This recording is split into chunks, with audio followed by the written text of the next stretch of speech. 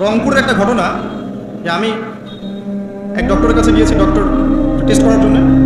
গাড়ি থামিয়েছি, দৌড় দিয়ে একটা ছেলে আসছে, মানে দূর থেকে আমাকে দেখেছে, সে গ্লাসে নক করছে। গ্লাস খুলে বললাম কি সমস্যা বলেন। তো বলছে হুজুর জাস্ট আপনাকে দেখে দৌড়ে আসছি একটা খালি মাসালা জানার জন্য যে একটা ঘটনা ঘটেছে আমাদের এলাকায়, তো এটার সলিউশন কি হবে। অনেককে জিজ্ঞাসা করেছে, অনেক রকম কথা বলেছে, আপনার মন্তব্য জানতে আমি দৌড় দিয়ে এসেছি। কি ঘটনা ভাই?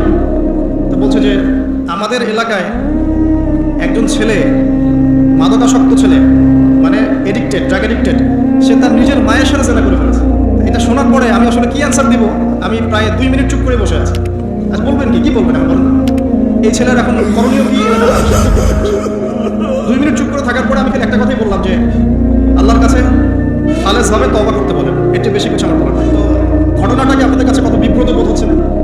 অরুচিকর মনে হচ্ছে, খারাপ মনে হচ্ছে? আমি গতকাল রাতেও এই হাদিসটা আবার পড়েছিলাম। কিয়ামতের আলামতগুলোর মধ্যে এটা অন্যতম একটা, যে রাষ্ট্রীয় সম্পদকে মানুষ নিজের সম্পদ মনে করে খাওয়া শুরু করবে।